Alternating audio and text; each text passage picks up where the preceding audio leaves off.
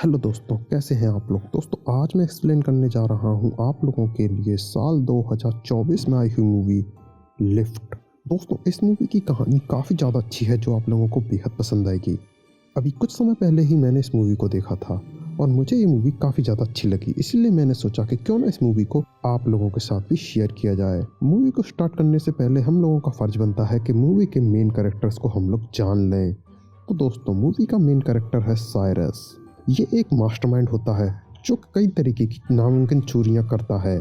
इसकी टीम में कई सारे मेंबर्स होते हैं जिनकी हेल्प से ही ये चोरी किया करता है। वहीं दूसरी साइड है एक लड़की जिसका नाम है एबी, जो कि पुलिस में है, जो साइरस को काफी टाइम से पकड़ने की कोशिश कर रही है, लेकिन अपने दिमाग की वजह से साइरस हर बार उससे बचकर भाग जाता है। और एक माफिया जिसका नाम है लार्स।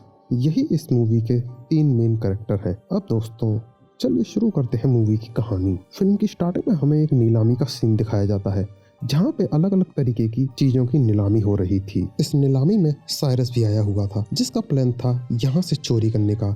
एबी उसके ऊपर नजर रखी हुई थी क्योंकि एबी यहाँ पे साइरस को पकड़ना चाहती थी, वो भी रंगे हाथों, और उसे इससे अच्छा मौका नहीं मिल सकता था, इसीलिए वो भी अपनी टीम के साथ तैयार थी साइरस को पकड़ने के लिए। यहाँ पे एक पेंटिंग को दिखाया जाता है जिसकी की ऑक्शन लगती है। उसकी कई सारी कीमत लगाते हैं लोग और आखिरकार उसे 2 करोड़ में बेच दिया जाता है। उसके बाद यहाँ पे एक और चीज की नीलामी होती है जो कि होती है एक NFT, जिसको देख करके वहाँ पे सारे लोग शॉक हो जाते हैं।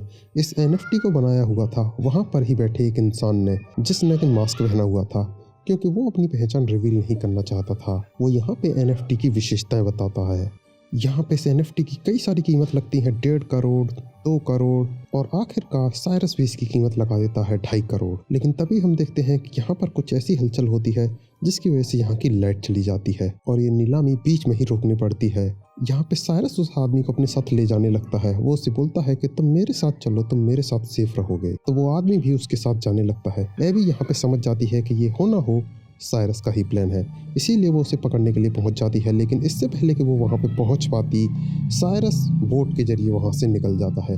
वो पानी के रास्ते से जा रहा होता है। एबी जब अपनी टीम के साथ उसका पीछा कर रही होती है तो हम देख पाते हैं कि वो रास्ते में एक दीवार खड़ी कर देता है, जिसकी वजह से पुलिस उसका पीछा नहीं कर पाती और वो वहां से चालाकी से भाग जाता है। अब साइरस अपनी टीम के साथ पार्टी कर रहा होता है और एंजॉय कर रहा होता है। वहीं दूसरी साइड हम एबी को देखते हैं जो कि जूझ रही होती है क्योंकि वो साइरस को नहीं पकड़ पाई। जब वो रिकॉर्डिंग्स को चेक करती है तो उसे उसका एक साथी मिलता है जो कि साइरस का ही साथी था।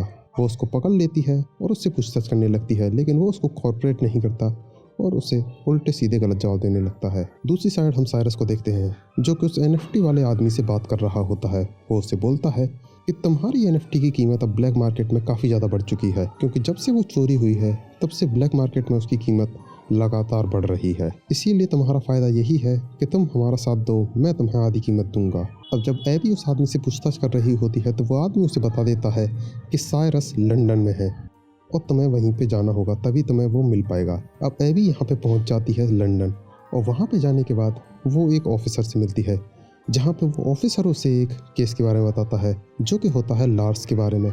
लार्स एक बहुत बड़ा माफिया है। वो उसे उसके बारे में बताता है कि वो मार्केट को कंट्रोल कर रहा है गलत तरीके से, जिसकी वजह से कीमतें ऊपर नीचे हो रही हैं और इसी वजह से वो काफ़ी सारे पैसे कमा रहा है। वो पैसे तो कमा रहा है लेकिन कई सारी जानों के बदले वो लोगों को मार रहा है और वो अब एक डील करने वाला है जिसके जरिए वो कई सारे गाँव को बर्बाद कर देगा। और ये डील करेगा वो सोने में।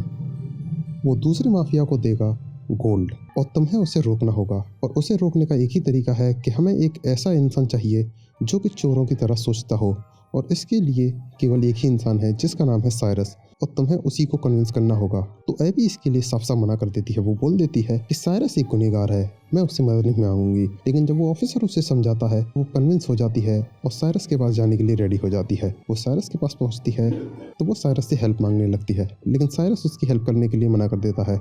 लेकिन जब एबी उसे कन्विंस करती है तो वो रेडी हो जाता है।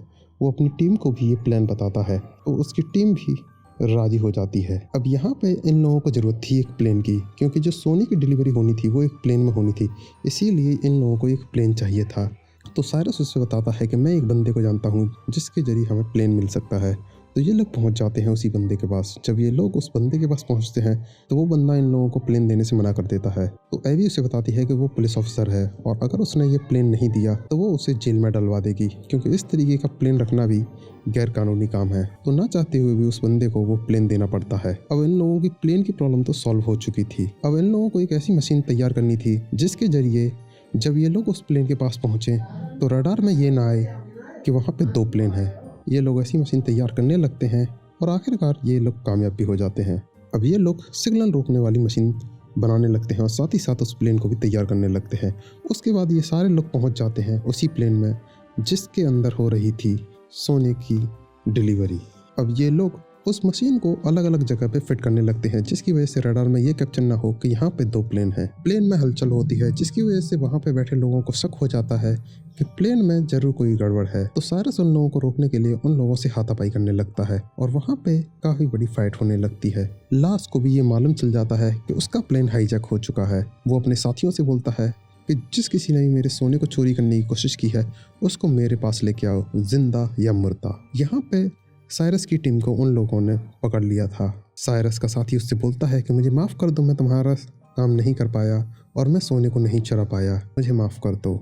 यहाँ पे लार्स के पास पहुँच जाती है वही माफिया जिसके साथ वो डील करने वाला था। उस माफिया को मालूम चल चुका था कि लार्स का प्लेन हाईजैक हो चुका है, लेकिन लार्स उसे यकीन दिलाता है कि ऐसा कुछ भी नहीं है, जो भी कंडीशन है वो अंडर कंट्रोल है और ये डील हमें आज ही ख़त्म करनी होगी। अब इन लोगों का प्लेन पहुँच जाता है लार्स के बंगले के पास और उसके बंगले को ये प्लेन तबाह कर देता है और उसमें से सोना गिर जाता है। अब हम देख पाते हैं कि लार्स उस माफिया को भी मार डालता है, क्योंकि वो लार्स को धमकी दे रही थी कि अब मैं तुम्हारा सोना भी ले लूँगी और ये डील भी कैंसिल कर दूँगी। वहाँ पे पुलिस भी आ जाती है और लार्स उनसे बोलता है कि इन लोगों ने मेरे घर पे आकर चोरी करने की कोशिश की है, लेकिन साइरस यहाँ पे अपना दिमाग चलाता है और वो बोल देता है, वो उन लोगों को एक वीडियो दिखाता है जिसके अंदर ये कैप्चर हुआ था कि लार्स ने ही उस औरत को मारा था जो कि इससे डील करने आई थी और पुलिस लार्स को पकड़ लेती है। और यहाँ पे वो ऑफिसर भी आ जाता है जिसने एबी को साइरस के पास भेजा था।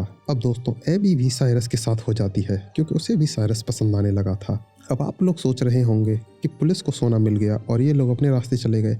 नहीं दोस्तों, यहीं पे खुलता है मूवी का असली प्लॉट।